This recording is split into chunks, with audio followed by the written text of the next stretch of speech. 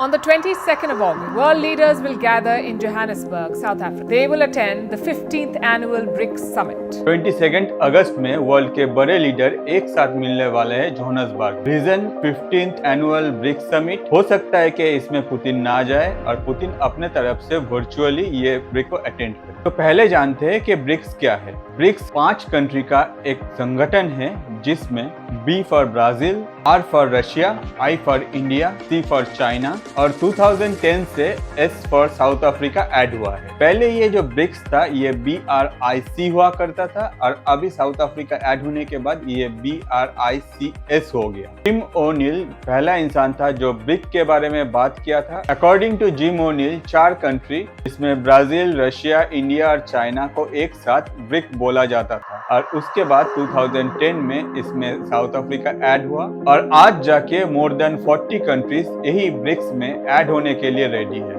2006 में ये डिसीजन लिया गया था कि ब्रिक को फॉर्म किया जाएगा और 16 जून 2009 में ये ब्रिक जाके फॉर्म हुआ। ब्रिक्स का लास्ट जो समिट था वो चाइना में हुआ था और इस बार ब्रिक्स का 15th समिट होगा जो कि जोहान्सबर्ग में। इनिशियली जब ब्रिक्स ग्रो कर रहा था उस टाइम में ब्रिक्स में जितना भी कंट्री थे उन लोगों का टारगेट था कि वेस्ट में जैसे इकोनॉमिक ग्रोथ हो रहा है वैसा ही सेम ग्रोथ इन्हीं सब कंट्री में हो और आगे जाके यही ग्रोथ लाने के लिए ब्रिक्स ने एक साथ काम करने के लिए बहुत सारा सेक्टर को चूज किया, जैसे कि क्लाइमेट कंट्रोल, एनर्जी एफिशिएंसी और एक दूसरे का जो रिसोर्स है उसको अच्छी तरह से यूज करके एक दूसरे को हेल्प करना कि आगे एक साथ कंट्री ग्रो कर पाए। इन सब कंट्री में जो ट्रेड बैरियर है उसको रिमूव करना और जो भी डेवलप्ड कंट्री है उन लोगों को जो भी डेवलपिंग कंट्री है उन लोगों के साथ कनेक्ट करना ताकि जो ग्रो कर रहा है वो दूसरों को साथ लेके ग्रो करे और आगे जाके एक अच्छा सा इकोनॉमिक हेल्दी रिलेशन ग्रो हो इन सब कंट्री के बीच में। इनिशियल फेज में ब्रिक्स को ये बात पता था कि अगर ब्रिक्स को ग्रो करना है तो ब्रिक्स को फाइनेंस का जरूरत होगा और इसीलिए ब्रिक्स ने अपने तरफ से न्यू डेवलपमेंट बैंक एस्टेब्लिश किया संघाई में। आगे जाके यही बैंक ये सब कंट्री में लोन प्रोवाइड करता है और जब भी किसी का जरूरत होता है तो वो जाके ये न्यू डेवलपमेंट बैंक से लोन ले सकता है। नेक्स्ट जो कॉर्पोरेशन एरिया ब्रिक्स सिलेक्ट किया था एक साथ काम करने के लिए वो था हेल्थ, क्योंकि ज्यादातर ये ब्रिक्स कंट्री में एक कॉमन हेल्थ इशू दिखाई देता है जो कि है डायबिटीज। आगे जाके यही कॉमन हेल्थ इशू के साथ लड़के कंट्री में हेल्थ का जो सेक्टर है उसमें और भी प्रोग्रेस लाने का ब्रिक्स के तरफ से कोशिश किया गया। इसके अलावा अगर आप देखें तो इनोवेशन, साइंस, टेक्नोलॉजी के साथ साथ टेररिज्म, सिक्योरिटी, साइबर फ्रॉड और मनी लॉन्ड्रिंग जैसे केसेस में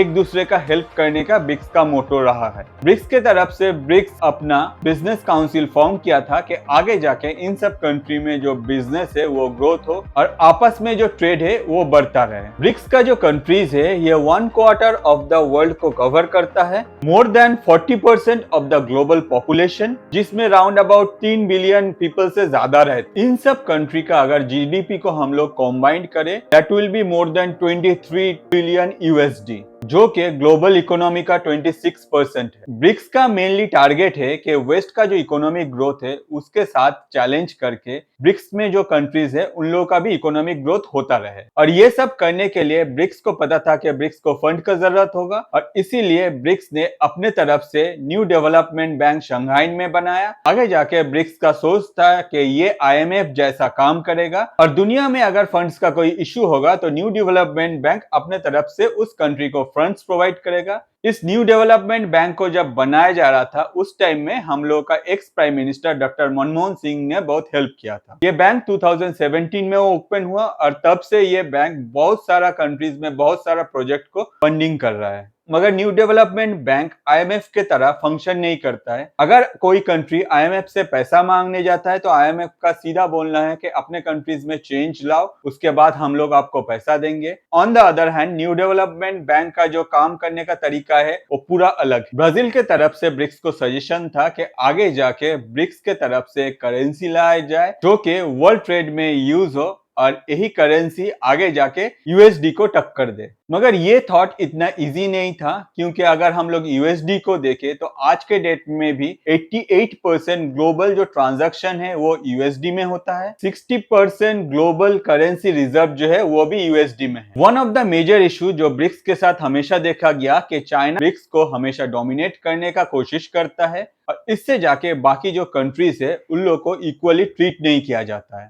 हो सकता है कि यही एक मेजर रीजन है कि जिसके लिए ब्रिक्स इतना सक्सेसफुल नहीं है। इसके अलावा भी बहुत सारा रीजन है जिसके लिए ब्रिक्स सक्सेसफुल नहीं है, जैसे कि आपस में कंपटीशन। ब्रिक्स में बहुत सारा कंट्रीज है जो आपस में कंपटीशन करते। फॉर एग्जांपल अगर हम लोग एमुनेशंस का देखें तो रशिया और चाइना के बीच में। ऑन द अदर साइड अगर हम लोग मैन्युफैक्चरिंग को देखें तो इंडिया और चाइना के बीच में। तो अगर देखा जाए ऐसे बहुत सारा कंट्रीज में आपस में चलता रहता है, जिसके लिए ब्रिक्स का जो ग्रोथ है उतना ज्यादा हो नहीं पाया। नेक्स्ट जो पॉइंट है कि ब्रिक्स में जो ट्रेड होता है, ब्रिक्स में जो कंट्रीज है वो लोग आपस में ज्यादा ट्रेड करने के अलावा दुनिया भर में अलग अलग कंट्रीज में अलग अलग ट्रेड करता है। फॉर एग्जांपल इंडिया जैसे आईटी में सबसे ज्यादा ट्रेड करता है यूएस के साथ। रशिया जैसे वॉर से पहले सबसे ज्यादा पेट्रोलियम जो है वो वेस्टर्न कंट्रीज को बेचता है। इस पॉइंट से अगर देखा जाए कि ब्रिक्स का जो कंट्रीज है वो आपस में ट्रेड करने के अलावा बाहर में ज्यादा ट्रेड करते हैं, इसीलिए हो सकता है कि ये जो कंट्रीज है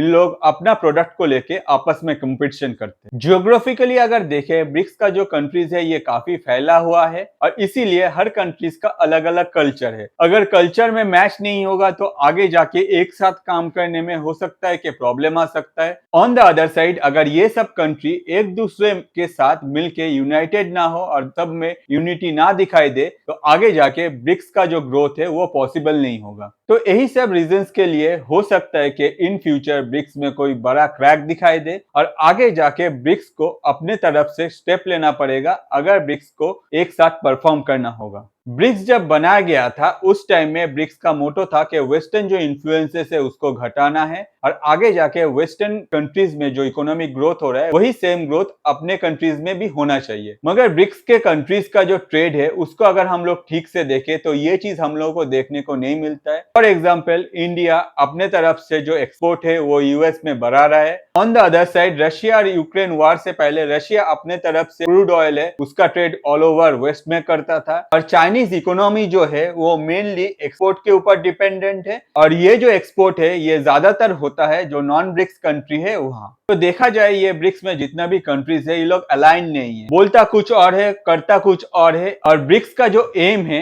उस एम से ये लोग काफी भटक गया है। ये सब को अगर हम लोग इग्नोर करें तब भी ब्रिक्स में बहुत सारा नेशनल इश्यूज है, जैसे कि इंडिया और चाइना बॉर्डर इशू। 2020 में गलवान में इंडिया और चाइना में जो बॉर्डर इशू था उसको लेकर झड़प हो गया। आगे जाके रशिया यूक्रेन के साथ वार में चला गया जिसको चाइना हेल्प कर रहा है। On the other side India अपने तरफ से अपना न्यूट्रल जो पोजीशन है उसको मेंटेन कर रहा है। इंडिया रशिया का जो रिलेशन है ये काफी पुराना है और बहुत सालों से ये बहुत अच्छा रिलेशन है, मगर आज के डेट में रशिया अपने तरफ से चाइना के साथ बहुत क्लोज है। On the other side India आज के डेट में अपना जो ट्रेड है वो यूएस के साथ ग्रो कर रहा है। तो देखा जाए जितना भी कंट्रीज है वो अपने तरफ से अपना जो पोजीशन है उसको मेंटेन कर रहे हैं, जिसके लिए ब्रिक्स में क्रैक आ गया और राउंड अबाउट 40 कंट्रीज ब्रिक्स को ज्वाइन करने के लिए वेट कर रहा है। On the other side Russia China का जो डिसीजन है इसको सपोर्ट कर रहा है, साउथ अफ्रीका भी कर रहा है और ब्राजील और इंडिया जो है वो ब्रिक्स का ये एडिशन नहीं चाहते हैं, क्योंकि आगे जाके चाइना का जो डोमिनेंस है वो बढ़ जाएगा। चाइना अपने तरफ से चाहता है कि ब्रिक्स बड़ा करे, आगे जाके चाइनीज जो डोमिनेंस है वो बढ़ेगा। ये जो डोमिनेंस है ये चाइना को यूएस के ऑपोजिट में खड़ा होने में हेल्प करेगा। On the other side Russia के साथ यूएस का प्रॉक्सी वॉर हमेशा चलता रहता है, आगे जाके रशिया यूक्रेन के साथ वॉर में चला गया। तो देखा जाए रशिया और चाइना मिलके अपने तरफ से अपना एक टीम बनाना चाह रहा है कि आगे जाके वो टीम और भी बड़ा हो और वो टीम जाके चाइना को हेल्प करे यूएस के ऑपोजिट में खड़ा होने के लिए। अगर इस तरह से चलता रहे तो आगे जाके ब्रिक्स का फ्यूचर क्या है। 2001 में ब्रिक्स को लेके सोचा गया था कि आगे जाके ये ग्लोबल इकोनॉमी को ग्रोथ करने में हेल्प करेगा। वेस्टर्न कंट्रीज का जैसे ग्रोथ हो रहा था इकोनॉमिकली वैसे ही सेम ग्रोथ दूसरा कंट्री में भी दिखाई दे आगे जा, और यही बात को मद्देनजर रखते हुए ब्रिक्स ने अपने तरफ से आईएमएफ के तरह न्यू डेवलपमेंट बैंक फॉर्म किया। मगर वर्ल्ड इकोनॉमी में अगर देखा जाए तो ये न्यू डेवलपमेंट बैंक आईएमएफ का दूर दूर तक भी कंपटीशन में आ नहीं सकता। लास्ट डिकेड में न्यू डेवलपमेंट बैंक ने $33 बिलियन अपने तरफ से लोन दिया है, जो कि 1/3 है वर्ल्ड बैंक जो लोन देता है एक साल में। तो आप सोच ही सकते हैं डिफरेंस कितना बड़ा है। तो ब्रिक्स का जो ग्लोरियस टाइम था वो क्या ओवर हो गया? आज के डेट में अगर हम लोग ब्रिक्स को देखें, ब्रिक्स का जो कॉमन एजेंडा था उससे ज्यादा ब्रिक्स में इंटरनल चैलेंजेस ग्रो किया। कंट्रीज जो है वो आपस में यूनाइटेड नहीं है कि एक साथ मिलके कॉमन जो एजेंडा है उससे काम करे। ज्यादातर कंट्रीज अपने तरफ से अपना जो ग्रोथ है उसमें इंटरेस्टेड है, ना कि कोई एक साथ मिलके कोई कॉमन एजेंडा पे काम कर रहा है। जब से रशिया यूक्रेन के साथ वॉर में गया है तब से रशिया ऑलरेडी आइसोलेटेड है। On the other side west के तरफ से रशिया में बहुत सारा सैंक्शंस डाला हुआ है। चाइनीज इकोनॉमी का हालत बहुत खराब है। साथ ही साथ चाइना में प्रॉपर्टी मार्केट क्रैश हो गया। ज्यादातर मल्टीनेशनल कंपनीज ऑलरेडी चाइना छोड़ दिया है और कुछ जो बचा है वो भी चाइना से एग्जिट का प्लान कर रहा है। ब्राजील का भी इकोनॉमिक कंडीशन कुछ ज्यादा अच्छा नहीं है। प्रॉपर्टी जो है ये ब्राजील में दिन ब दिन बढ़ते जा रहा है। और साउथ अफ्रीका में अनएम्प्लॉयमेंट जो क्राइसिस है वो बम बन के ट्रिगर कर रहे हैं, कभी भी फट सकता है। तो ब्रिक्स में बचा कौन? इंडिया, जो कि अपना जो ग्रोथ का जर्नी है उसमें आगे बढ़ रहा है। इसके अलावा कोई भी ऐसा कंट्री नहीं है जिसमें कोई ग्रोथ दिखाई दे। तो आपके हिसाब से इंडिया को करना क्या चाहिए? क्योंकि ब्रिक्स में ज्यादातर जो कंट्रीज है वो नेगेटिव की तरह रन कर रहे हैं। आज के डेट में ब्रिक्स को सबसे ज्यादा जो जरूरत है वो है यूनाइटेड होना, जो कि पॉसिबल नहीं दिख रहा है। इसके अलावा पॉलिटिकल डिफरेंस और economic diplomacy one of the major issue है ब्रिक्स के पास। तो आगे जाके ब्रिक्स में ये जो क्रैक है क्या ये और बढ़ेगा या फिर ब्रिक्स में जितना भी कंट्रीज है वो लोग एक साथ मिलकर काम करेगा? हो सकता है कि ये जो 15 समिट हो रहा है इसमें जाके आगे ब्रिक्स में कुछ चेंजेस आए, और अगर ये चेंजेस नहीं आता है और ऐसे ही ब्रिक्स का डाउनफॉल होता रहता है तो इन फ्यूचर हो सकता है कि इंडिया भी ब्रिक्स से निकल जाए। तो आगे जो भी होगा वो आपको पता चल जाएगा। और अगर आपको लगता है कि ऐसे ही नॉलेजेबल वीडियो आपको और देखना है तो प्लीज चैनल को सब्सक्राइब कीजिए और अपने दोस्तों के साथ शेयर कीजिए। आज के लिए इतना ही। मैं अतनु, थैंक यू।